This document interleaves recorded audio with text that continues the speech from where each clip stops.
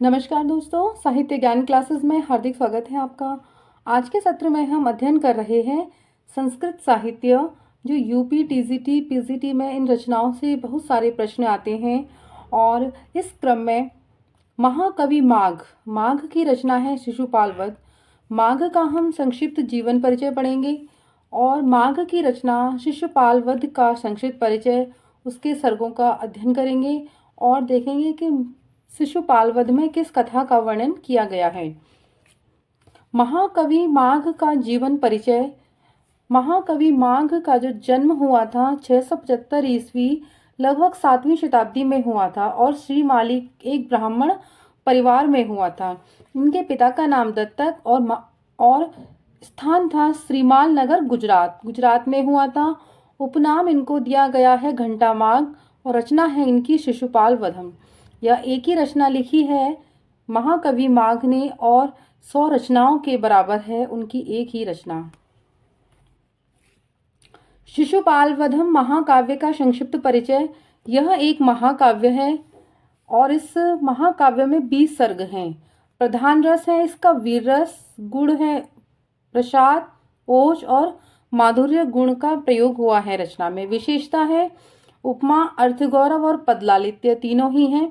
आपने इनकी जो विशेषता है महाकवि माघ की, उसमें उपमा भी है, अर्थगौरव भी है और पदलालित्य भी है। स्थान बृहत्त्रयी का द्वितीय श्रेष्ठ ग्रंथ है शिशुपाल वध। बृहत्त्रयी में 3 ग्रंथ आते हैं, वह कौन कौन से हैं? किरातार्जुनीयम जो भारव की रचना है और इस रचना में 18 सर्ग हैं।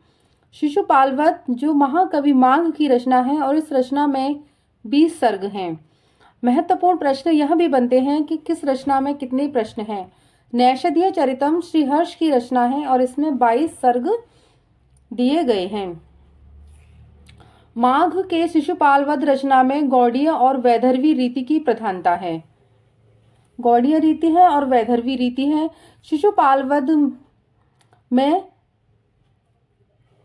जो ग्रंथ का प्रारंभ होता है वह श्री शब्द से होता है। माघ ने अपने ग्रंथ शिशुपाल वधम के प्रथम से सर्ग से लेकर और 9 सर्गों, 9 हो जाएगा यहाँ पर, 9 सर्गों तक अपने अक्षय शब्दकोश का प्रयोग किया है। बहुत विद्वान थे और उन्होंने इस रचना में प्रथम सर्ग से लेकर और 9 सर्ग तक अपने अक्षय शब्दकोश का उन्होंने प्रयोग किया है और आकाश को एक विशाल हाथी के रूप में चित्रित करके सूर्य और चंद्रमा को 2 विशाल घंटों के रूप में कल्पित किया है। अतः विद्वानों ने इन्हें इस कारण घंटा माघ की उपाधि से विभूषित किया है।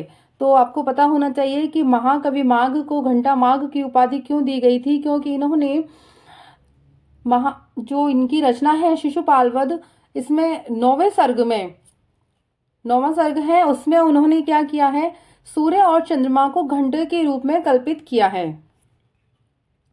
जो माघ के पिता हैं श्रीमाल में राजा के दरबार में एक संस्कृत कवि थे। शिशुपाल वध 20 सर्गों में रचित है और इसमें महाभारत प्रकरण पर आधारित है। यह काव्य वर्णन प्रधान काव्य है। शिशुपाल के पिता का नाम चेदी नरेश दमघोष और माता का नाम शुभाश्रुता था। शुभाश्रुता भगवान कृष्ण की बुआ और वासुदेव की बहन थी। जो शिशुपाल था वह भगवान श्री कृष्ण का भाई था, उनकी बुआ का ही बेटा था। शिशुपाल वध भगवान श्री कृष्ण और शिशुपाल के बीच हुए संघर्ष की कहानी है इस रचना में।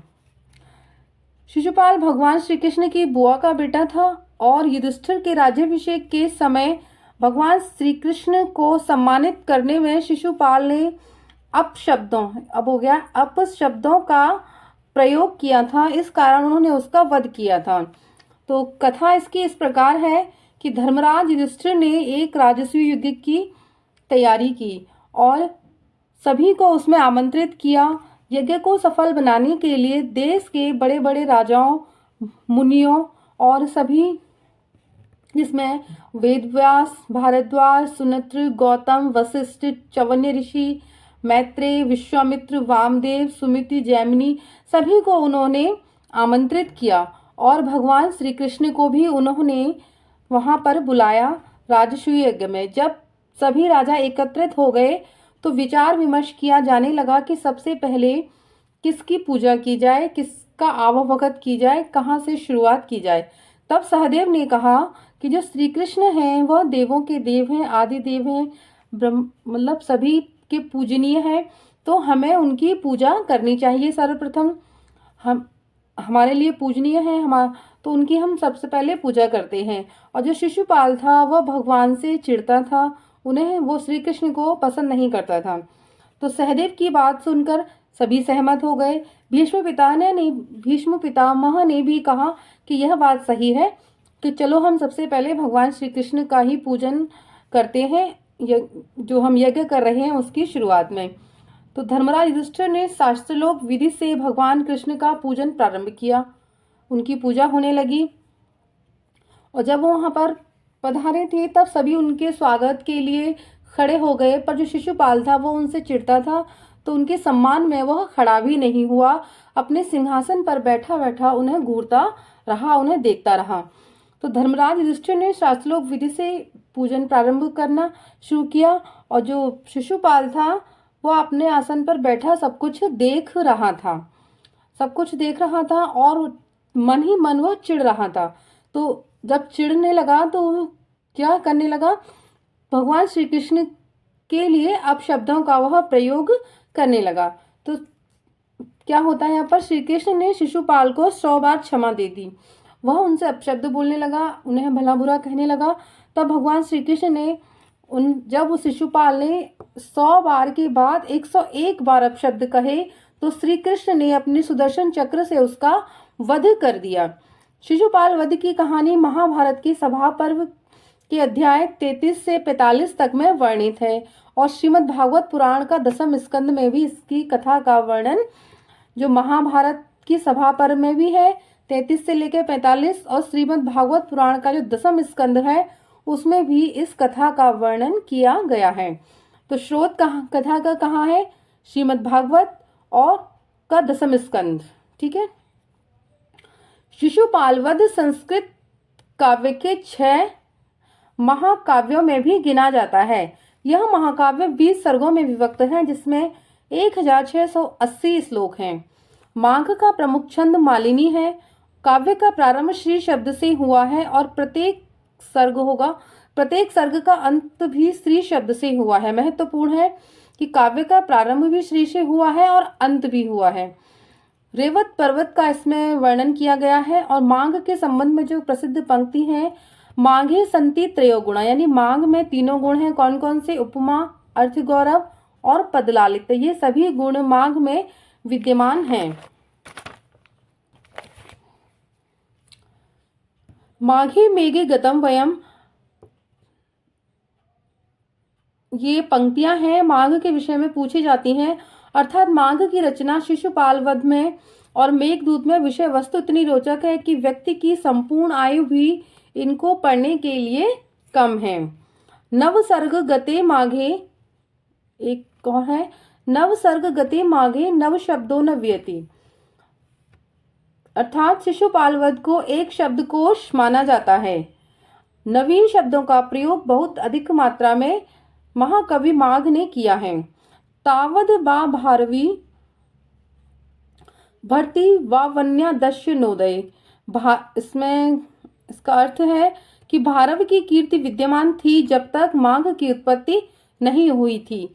व्यक्ति माघ को पढ़कर भारवी को भूल गया, यानी माघ की जो प्रसिद्धि है वह भारवी से भी जाता है। और माघ की सिर्फ एक ही रचना है, शिशुपाल वध, और जब तक उन भारवी की कीर्ति थी जब तक माघ को व्यक्तियों ने नहीं जाना था, उनकी रचनाओं को नहीं पढ़ा था।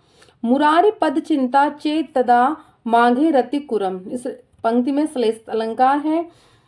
और मुरारी पद यानी भगवान की, अगर आपको भगवान विष्णु के चरणों का ध्यान करना है तो आपको पापों से मुक्त होना व्यक्ति के लिए आवश्यक है। शिशुपाल वध का सर्ग परिचय हम पढ़ते हैं कि सभी सर्गों में किस कथा का वर्णन किया गया है। तो प्रथम सर्ग में देवर्षि नारद का आगमन होता है, और श्री कृष्ण द्वारा सत्कार के पश्चात नारद द्वारा शिशुपाल की पूर्व जन्म तथा उसके अत्याचारों का वर्णन किया गया है। शिशुपाल को मारने के लिए प्रेरित किया गया है, यानी शिशुपाल को के जो उसके अत्याचार हैं समाज पर, जनता पर, और किस प्रकार वो अत्याचार कर रहे थे, नारद द्वारा उनका वर्णन करना है। और वह श्री कृष्ण को बताते हैं कि जो शिशुपाल है उसके अत्याचार कितने बढ़ते जा रहे हैं। द्वितीय सर्ग की कथा में श्री कृष्ण, बलराम और उद्धव की गुप्त मंत्रणा होती है। बलराम का शिशुपाल पर आक्रमण का प्रस्ताव, किंतु वो बलराम लक्ष्मण की तरह ही हैं, वह तुरंत अग्रेसिव हो जाते हैं कि चलो हम शिशुपाल पर आक्रमण करते हैं। पर जो उनके साथ उनके उद्धव हैं, वो राजनीतिज्ञ हैं, वो कहते हैं कि हमें ऐसा नहीं करना चाहिए। जो युधिष्ठिर राजसूय यज्ञ कर रहे हैं इसमें हम भाग लेने के लिए चलते हैं, फिर वहां पर जाकर आगे देखते हैं क्या होता है। तृतीय सर्ग में द्वारिका से श्री कृष्ण का युधिष्ठिर की राजधानी इंद्रप्रस्थ के लिए प्रस्थान करना, नगर, सेना और समुद्र का वर्णन किया गया है। चतुर्थ सर्ग में रेवतंग पर्वत का वर्णन है। पंचम सर्ग में इस पर्वत पर सैनिक शिविर की स्थापना। इसी सर्ग में महाकवि माघ ने आकाश को एक विशाल हाथी के रूप में चित्रित किया है। सूर्य और चंद्रमा को दो विशाल घंटों के रूप में कल्पित किया है। तो पंचम सर्ग है इसमें, और इसी के कारण उनको महाकवि माघ को घंटा माघ की उपाधि प्रदान की गई है।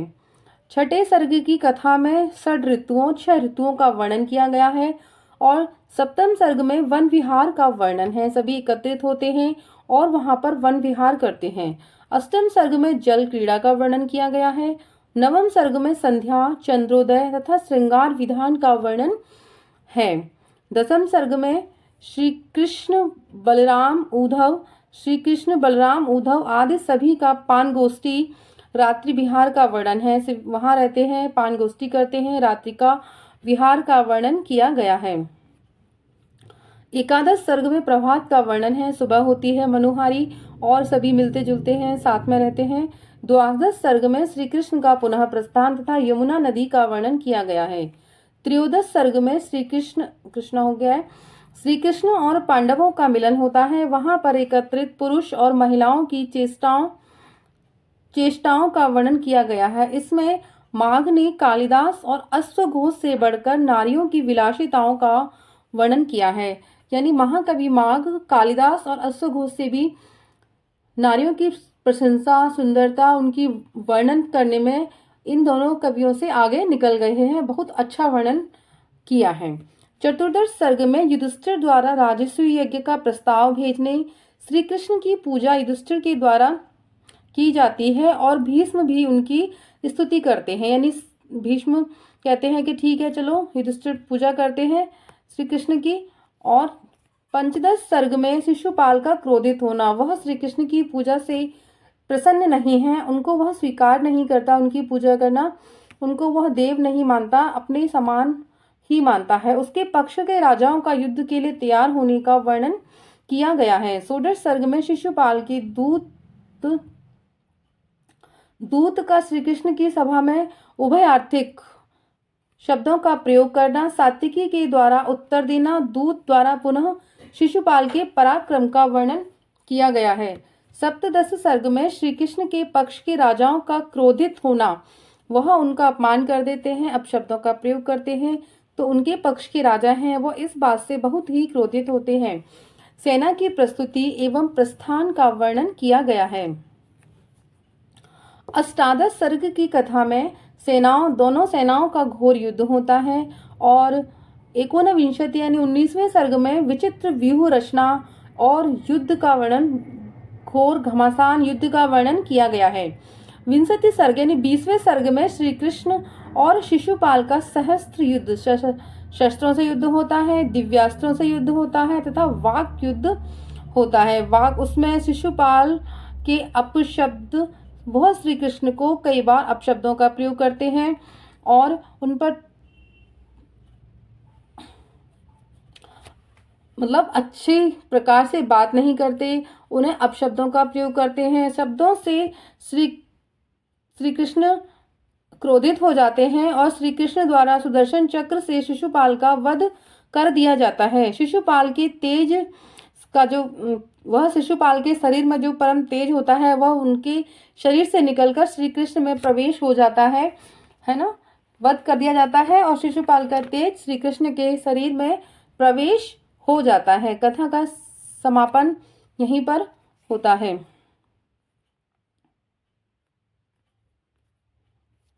तो आज के सत्र में इतना ही।